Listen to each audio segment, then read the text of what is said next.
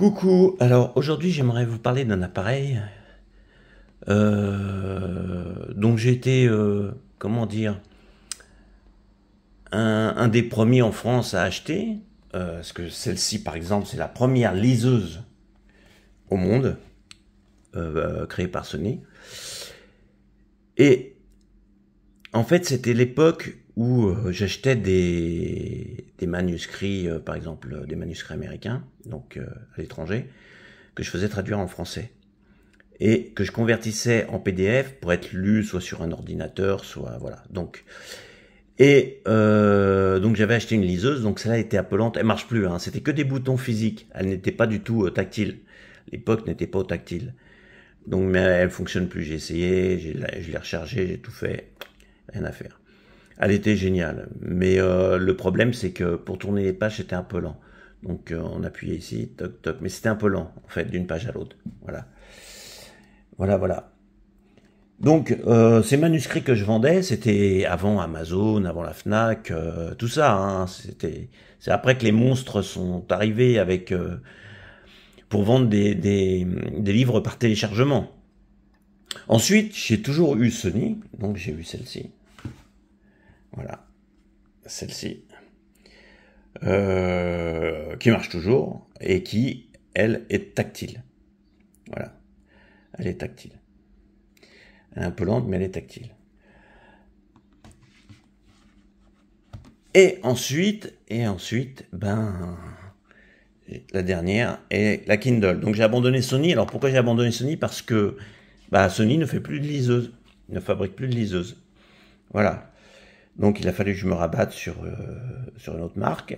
Et je me suis rabattu sur Amazon Kindle, qui est génial, hein, parce que là en fait, la luminosité est automatique. Donc quelle que soit la luminosité ambiante, même dans le noir, l'éclairage se met en rouge tout seul, selon les besoins. Et alors, euh, je vais vous dire, quelque chose qui, je sais, va faire grincer des dents à certains, mais toutes les personnes à qui j'ai recommandé une liseuse qui était habituée aux livres papier, etc., tous ne reviendraient plus en arrière.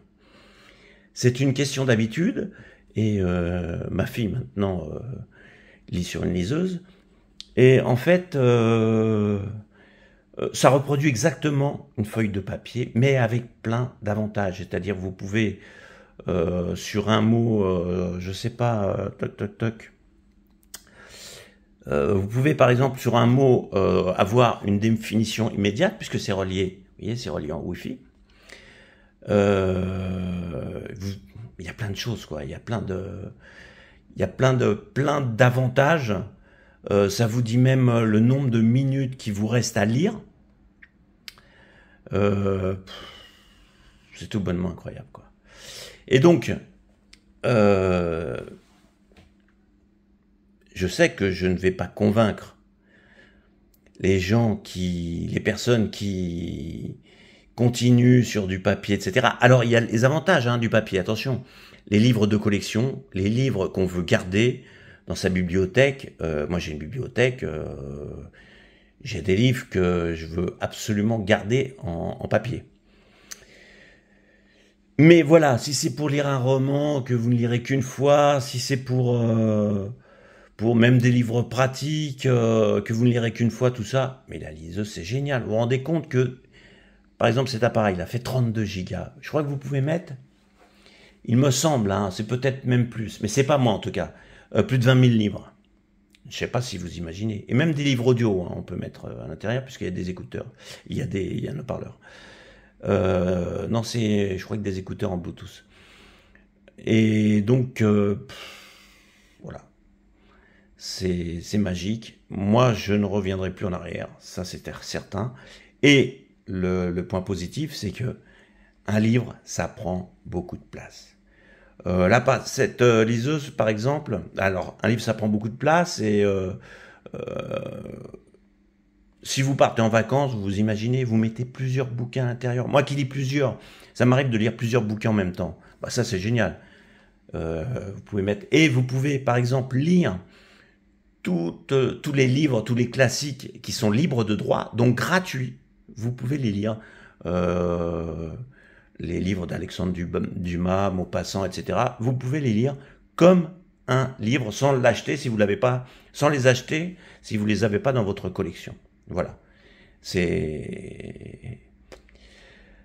Voilà. Bon. J'espère vous avoir motivé pour en acheter une. Mais franchement, je vous demande juste d'essayer. C'est tout. Parce que sinon, c'est de l'a priori, c'est des préjugés, c'est non... je vous demande juste d'essayer. Vous verrez que, surtout de nos jours, on a atteint une telle technologie que ça remplace, mais très largement. Alors, c'est pareil pour les problèmes de vue. Vous pouvez grossir les caractères de n'importe quel livre. Voilà, vous pouvez les diminuer, les grossir, changer la luminosité. C'est énorme. Voilà.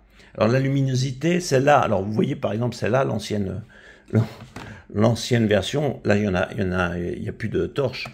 Mais là, Sony avait inclus une petite torche, voilà. Voilà. Que je mettais ici, donc je changeais la pile qui était ici. Voilà. Mais maintenant, c'est fini ce temps-là. Maintenant, c'est par des dièdes électroluminescentes et qui s'adaptent à la luminosité ambiante. Voilà. Je vous dis au revoir et à bientôt peut-être.